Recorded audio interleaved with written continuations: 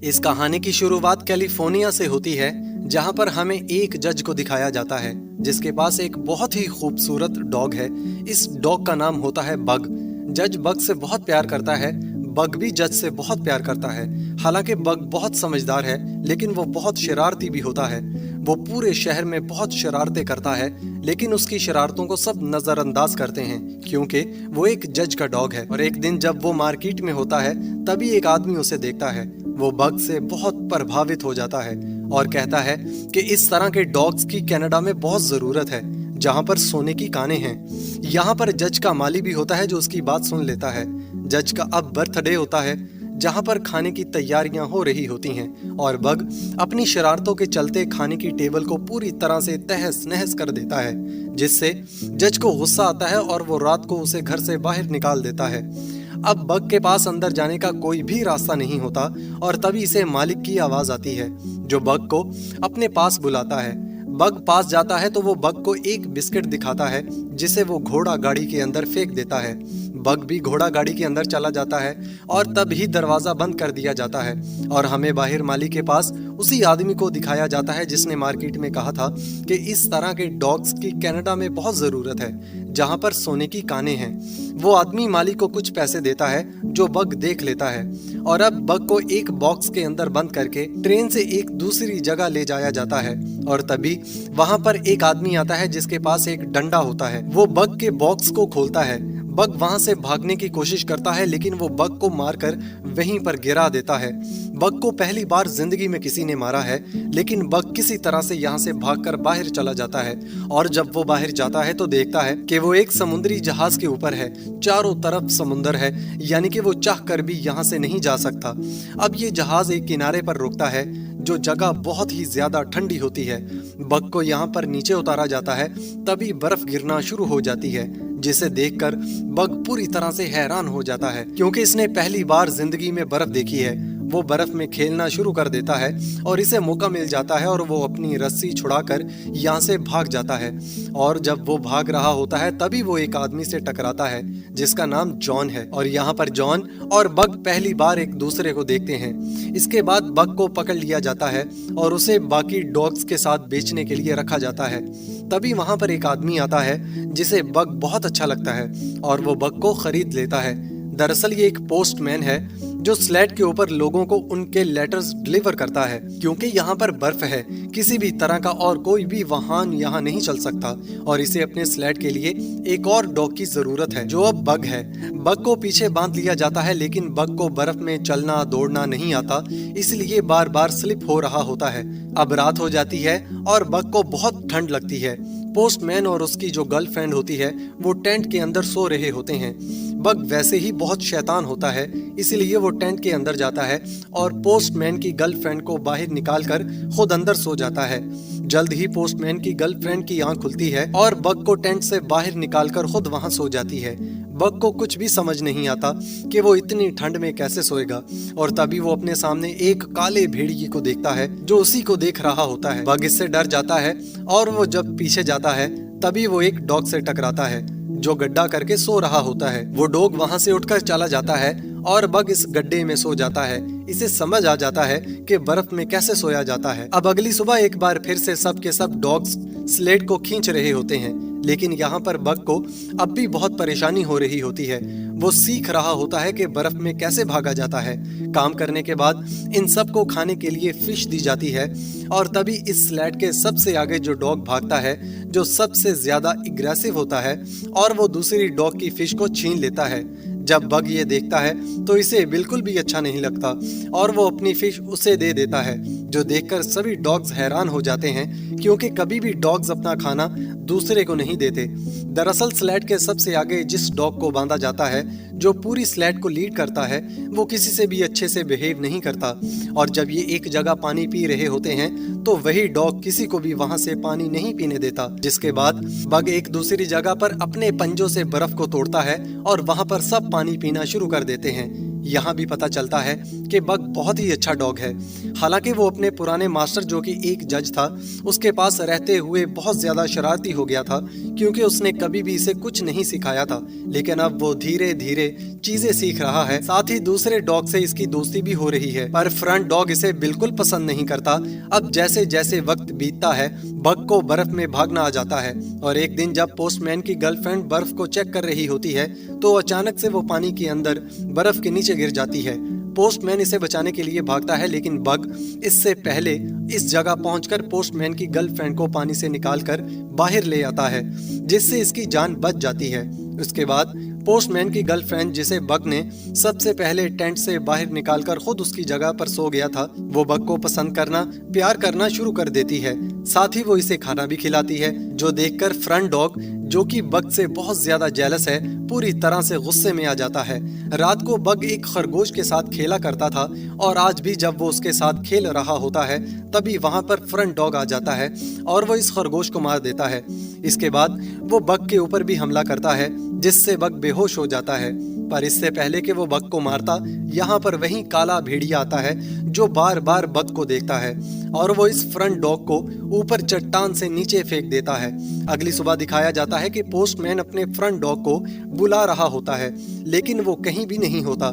इसलिए आज बग को फ्रंट पर बांधा जाता है, जिसके बाद बग बहुत तेज और बहुत अच्छी तरह से भागता है। और ये देखकर पोस्टमैन और उसकी गर्लफ्रेंड बहुत ज्यादा खुश हो जाते हैं। और तभी पोस्टमैन देखता है कि ऊपर से बहुत सारी बर्फ नीचे की तरफ आ रही है, जिससे इन सब की जान जा सकती है। बग भी देख लेता है। पोस्टमैन इसे कहता है कि तुम्हें लेफ्ट जाना होगा। वो लेफ्ट का इशारा करता है, पर तभी बग देखता है कि राइट साइड में चट्टान के ऊपर वही काला भेड़िया है, जो इसे पहले भी कई बार देख चुका है।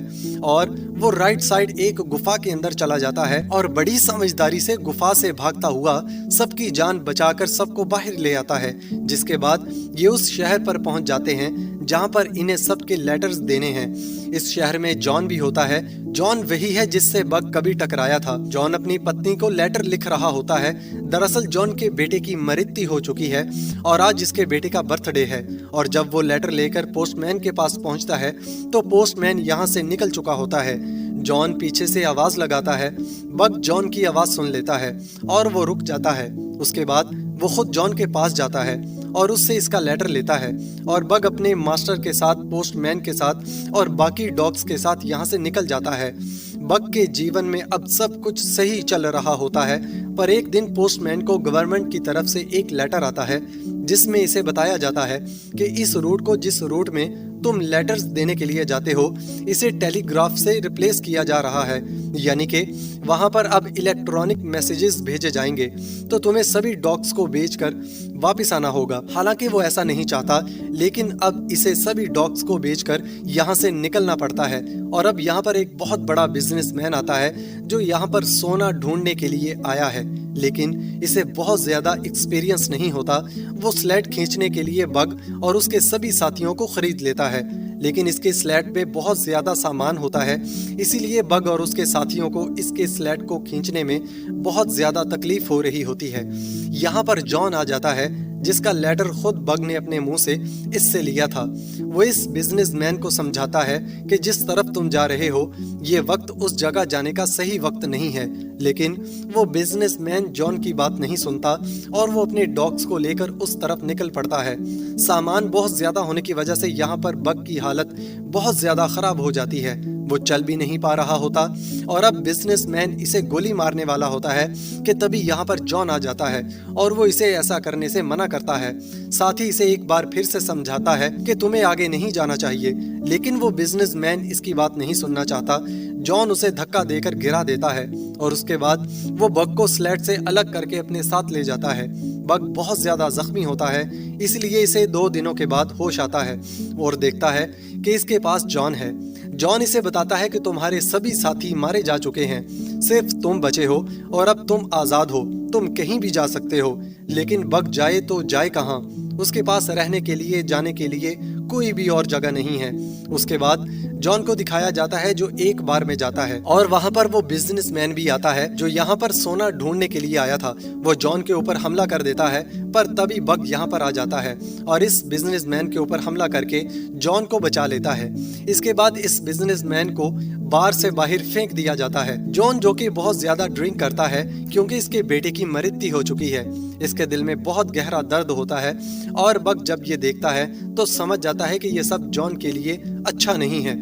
और अब जब कि वो जॉन के साथ ही रहता है तो एक दिन वो उसकी वाइन की बोतल को बर्फ के नीचे दबाकर ऊपर बैठ जाता है। जॉन इसे हटाने की बहुत कोशिश करता है लेकिन बग इतना भारी होता है कि वो इसे हिला भी नहीं पाता। अब बग और जॉन एक दूसरे के साथ रहना शुरू कर देते हैं। एक दिन जॉन बग को एक नक्शा दिखाता है और बताता है कि इस नक्शे में एक जगह ऐसी है जहाँ पर बहुत सारा सोना है। मेरे बेटे ने उस पर एक लाइन खींची थी और कहता था कि अगर हमें सोने तक पहुंचना है तो हमें इस रास्ते से होकर गुजरना होगा। और इसके बाद जॉन और बग कश्ती से सोने की तलाश में नदी के रास्ते निकल पड़ते हैं। दरअसल अब बर्फ पिघल चुकी है और जब ये लगातार आगे बढ़ रहे होते हैं तभी इनकी कश्ती में होल हो जाता है, पानी भरना शुरू हो जाता है और इन दोनों को कश्ती छोड़नी पड़ती है। अब ये घने जंगलों से आगे बढ़ते हैं और तभी इन्हें एक कैबन दिखता है जिसे देखकर ये दोनों बहुत खुश हो जाते हैं। अब ये दोनों यहाँ पर रहना शुरू कर देते हैं। वही हमें इस बिजनेसमैन को दिखाया जाता है जिससे जॉन की बार में लड़ाई हुई थी। वो गन लेकर जॉन को मारने के लिए उसके घर पहुंच जाता है लेकिन जॉन वहां पर नहीं होता। इस बिजनेसमैन को वहां पर वो नक्शा दिख जाता है जिस पर वो लकीर होती है, जिससे वो समझ जाता है कि हो ना हो सोना वहीं पर है और जॉन भी सोना ढूंढने के लिए गया है। वहीं जॉन जब एक दिन नदी में नहा रहा होता है तो इसे वहां पर सोने का एक छोटा सा टुकड़ा मिलता है जिसे देखकर वो समझ जाता है कि वो अपनी मंजिल तक पहुंच चुके हैं, वो सही जगह पर हैं। वो सोने के टुकड़े को देखकर बहुत खुश होता है और तभी बग भी पानी के अंदर डुबकी मारता है और एक पत्थर को अपने मुंह में दबाकर ऊपर ले आता है। जॉन कहता है कि ये सोना नहीं है। उसके बाद बग एक बार फिर से डुबकी मारता है और वो इस बार सोने के बड़े से टुकड़े को बाहर ले आता है, पर जॉन उसकी तरफ नहीं देखता।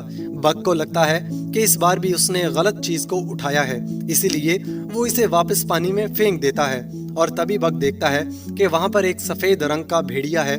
वो इसका पीछा भी करता है लेकिन वो भाग जाते हैं। यहाँ पर भेड़िए भी रहते हैं और एक दिन जब एक भेड़िया पानी को नदी को क्रॉस कर रहा होता है तो इसका पैर स्लिप हो जाता है।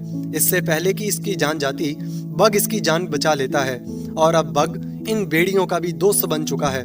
वो ज्यादा से ज्यादा इन भेड़ियों के साथ वक्त बिताना शुरू कर देता है, लेकिन बग हर शाम को जॉन के लिए एक शिकार करके लाता है ताकि इसे खाने की कमी ना हो। बग के ना रहने से जॉन को अकेलापन होना शुरू हो जाता है, पर जल्दी बग को एहसास हो जाता है। बग जॉन के पास वापस जाता है और इसकी गोद में सर रखकर सो जाता है। और अगली सुबह जब सफेद भेड़िया वहां पर आती है तो एक बार फिर से बग उसके पास चला जाता है। दरअसल बग उसके साथ रहकर बहुत खुश है। जॉन को भी इस बात का एहसास हो जाता है। वो समझ जाता है कि बग को इसका परिवार मिल चुका है। जॉन ने यहाँ पर बहुत सारा सोना इकट्ठा कर लिया होता है, लेकिन सोने के बड़े बड़े टुकड़े वो वापस पानी में नदी में फेंक देता है और कुछ सोना अपने पास बचा लेता है। वो बग को कहता है कि तुम मेरे सच्चे दोस्त हो, तुम्हें तुम्हारा परिवार मिल चुका है, कल सुबह मैं यहाँ से चला जाऊंगा। बग को ये सुनकर बिल्कुल भी अच्छा नहीं लगता। वो उदास हो जाता है और वापस वो अपने भेड़ियों के पास, अपने साथियों के पास चला जाता है। रात को जॉन जब अपने कैबिन के अंदर होता है तभी इसे एहसास होता है कि बाहर कोई है, और जब वो दरवाजा खोलता है तो वहाँ पर वही बिजनेसमैन होता है जिसके हाथ में गन है। वो अपनी गन से इसके ऊपर हमला करता है जिससे जॉन की लालटेन इसके हाथ से छूट जाती है और पूरा कैबिन जलना शुरू हो जाता है। ये दोनों की दोनों बाहर आ जाते हैं। बिजनेसमैन जॉन से कहता है कि मुझे सोना दो, और जब वो अपनी जेब से सोना निकालता है तो बिजनेसमैन की आंखें खुली की खुली रह जाती हैं। वो उसे सोने की तलाश में यहाँ पर आया था और इससे पहले कि जॉन को मारता यहाँ पर बग आ जाता है जो इसके ऊपर हमला करके इसे घर के अंदर फेंक देता है, जिससे उसकी मृत्यु हो जाती है। जॉन को भी गोली लगी है, इसीलिए वो भी अपनी जिंदगी की आखिरी सांसें ले रहा है। बग इसके पास जाता है। जॉन इसे कहता है कि तुम्हें तुम्हारा घर मिल चुका है, अब तुम्हें अपने लिए जीना होगा। और इसके बाद जॉन की भी मृत्यु हो जाती है, जिसके बाद वो सफेद भेड़िए के साथ चला जाता है जो कि एक फीमेल भेड़िया है। कुछ वक्त बाद दिखाया जाता है कि बग की और उस सफेद भेड़िए की बच्चे भी हैं। साथ ही बग अपने पूरे झुंड का लीडर भी है। बग सबको लीड करता है और बग ने वाइल्ड की दुनिया को अपना लिया है, जिसने इसे कॉल किया था, यानी कि the call of the wild, यानी कि वाइल्ड की दुनिया ने इसे अपनाया है। और इसी के साथ बग की कहानी यहीं पर ख़त्म हो जाती है। उम्मीद करता हूँ कि ये कहानी आपको ज़रूर पसंद आई होगी।